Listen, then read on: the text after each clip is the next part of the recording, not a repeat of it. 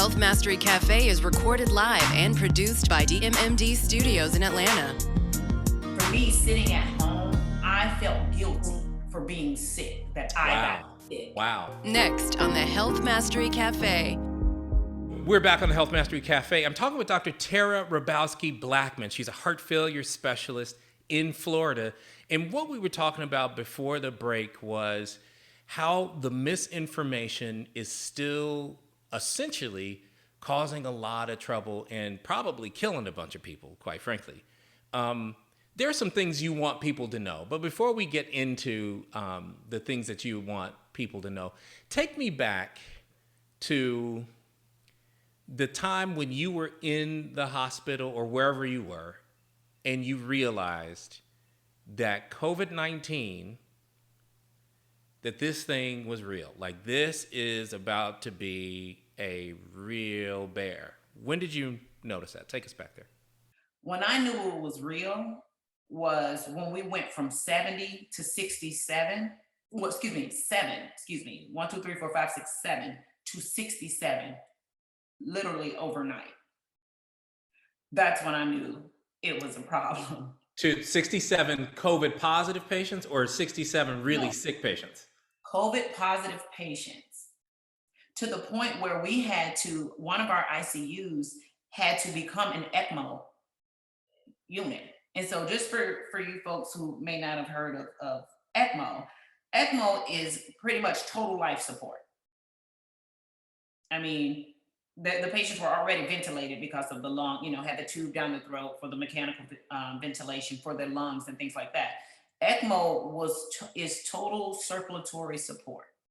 Yeah. And that's when I knew, when we were borrowing ECMO machines from other places, that's when I knew. Yeah. And ECMO is an abbreviation for people Yes. to understand. You want to tell us what ECMO, what it means, and then again, give us a sort of a common sense definition of what it is. It's extracorporeal membrane oxygenation. So so it takes blood from one vessel, puts it through an oxygenator, takes it back through the system, through another vessel, and circulates it back to your body so that you are circulating oxygenated blood. Essentially, it's working as your lungs. It's working as you can have it work as your lungs and your heart. And your heart. In these people, their lungs and their hearts, or one or the other or both, they are not working. They're not working to the extent that in order to save your life, we've got to use a machine to oxygenate your blood and or to pump your blood. Yes, 100. That is an excellent way to put it. Yes, that is it. There is no higher form of life support. No. That we know of. That is it. If we can't save you with ECMO, it is really going to be. It's not going to end well. And were people dying on ECMO? 100%. So that's what people have to. ECMO is the last resort. It's a salvage. Now, it's a salvage therapy, and if you fail the salvage therapy, there's nothing left. But let's be clear, we did have people walk out of there. We did. I mean, we're really good at ECMO at my particular center. We're really good at ECMO, but I mean, it's the kind of situation where it's really disheartening because if they're not getting better with ECMO, they're just not going to get better. And I think one thing, we talk about what would I really want somebody to know? And I would really want someone to know that it took such an emotional toll for healthcare workers. And I don't even mean the physicians. I mean the nurses that were there at the bedside. Yeah. Who watched these patients die every single day and still had the strength to come back to work. Yeah. That's beyond me.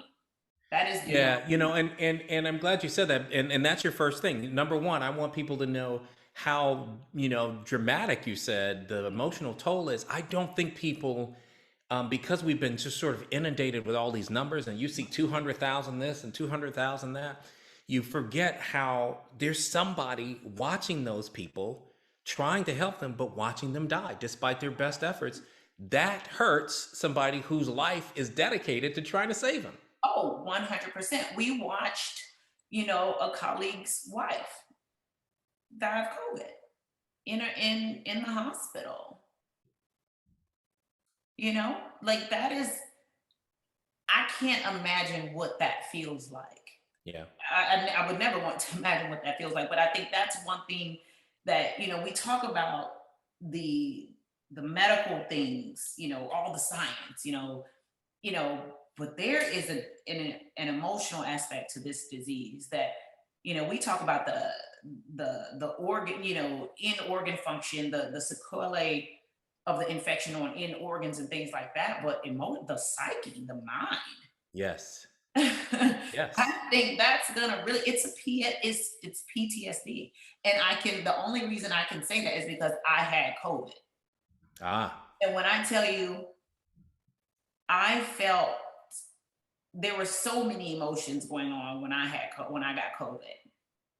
Not only did I feel just absolutely terrible, it became for me, when you sit at home, unfortunately, it's a lot of empty time, a lot of empty space and walls, and it's a lot of thoughts.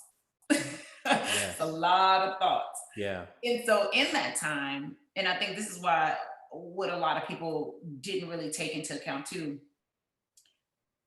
the we talk about the imposter syndrome, and women really, have a really difficult time with imposter syndrome and things like that.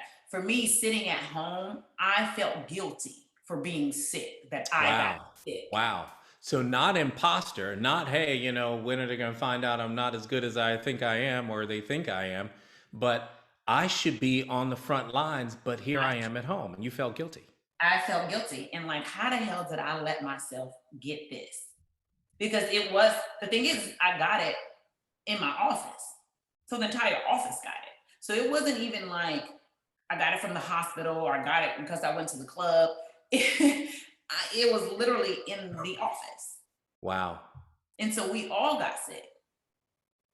And so it was seeing the fear, in my husband's face, my mother, and having to call them. It was like, I have COVID.